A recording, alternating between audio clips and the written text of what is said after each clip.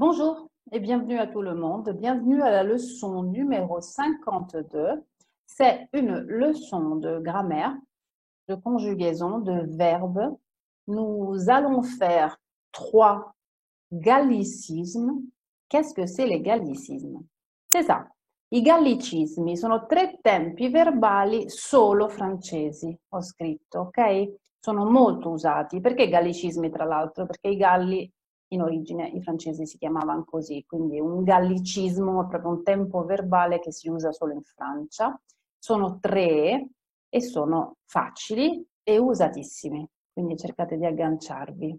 Ok? Il passato recente, le passé récent.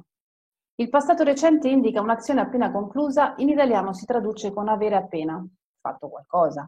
Ok? Abbiamo imparato il passato prossimo, io ho mangiato. Ma come si dirà io ho appena mangiato? Che è un'azione appena conclusa, sì? Come si costruisce? Guardate lo schema e se lo applicate non sbaglierete. Soggetto, ovviamente. C'è da mettere il verbo venir al presente, quindi se non lo ripassate non riuscite a coniugare questo tempo verbale qui.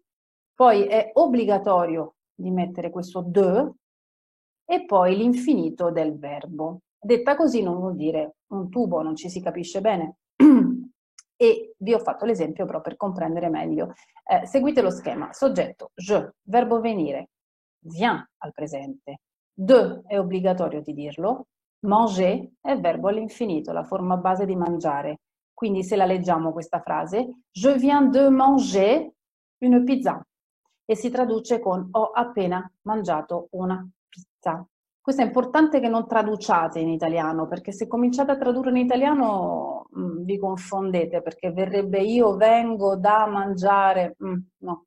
È proprio un modo questo usare il verbo venire dei francesi per esprimere un'azione appena conclusa, sì. Ok? Io ho appena mangiato, si dice je viens de manger, mettiamolo anche a noi, nous, soggetto, venons, verbo venire, de, obbligatorio, faire un exercice.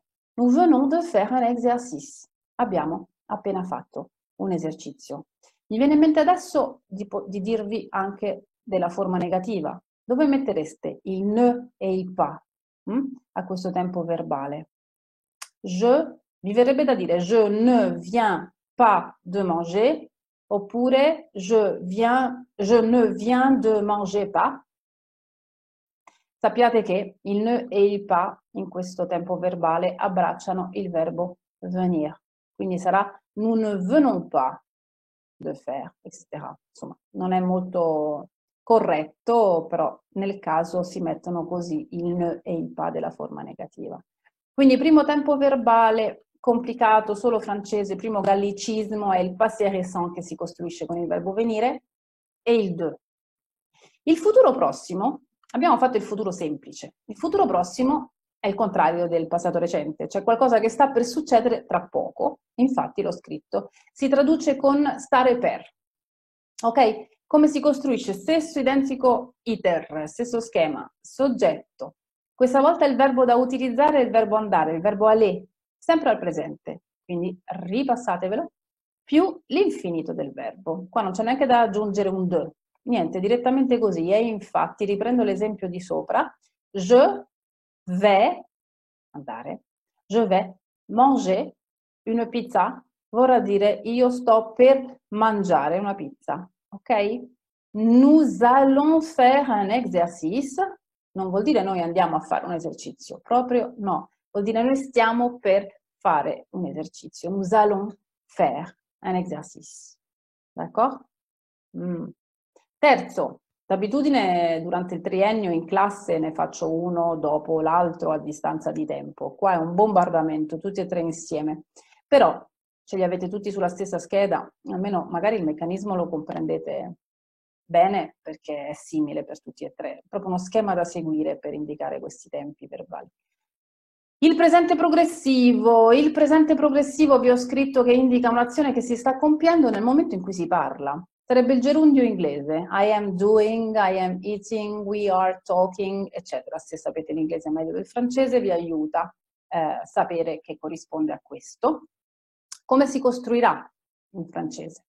Soggetto, ovviamente. Qui il verbo da coniugare al presente è essere, être. E poi c'è da imparare a memoria questa piccola frasettina, questa piccola espressione, en train de, e poi di nuovo l'infinito del verbo.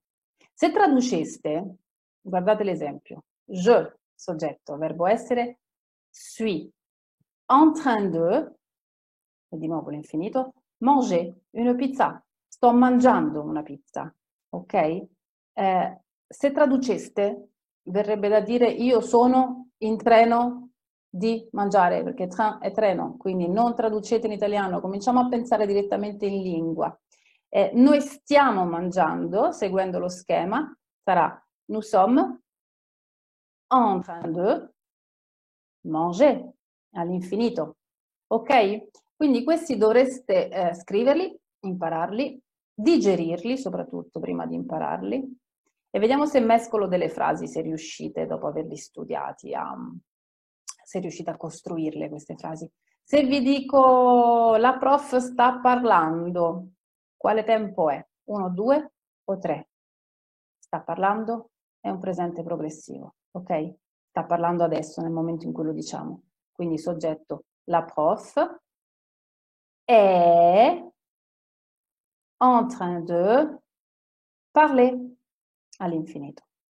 Se vi dico la prof ha appena parlato, non è un presente, non è un futuro, è un passato recente, quindi sarà la prof, scusate, ho messo l'annerimento sul futuro, è un passato, la prof ha appena parlato, la prof vient de parler e la prof invece parlerà tra poco, la prof va parler.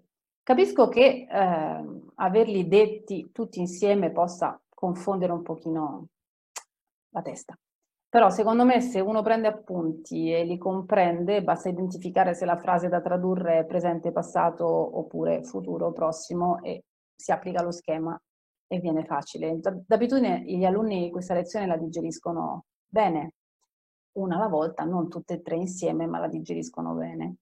Ok? Quindi a seconda di ciò che avete bisogno di imparare, concentratevi sopra e andrà bene, si digerisce facilmente questa lezione qua. Noiosa, ma molto importante. I francesi li usano tantissimo questi verbi qua, questi tempi verbali qua. Ok? Alla prochaine fois. Au revoir à tout le monde.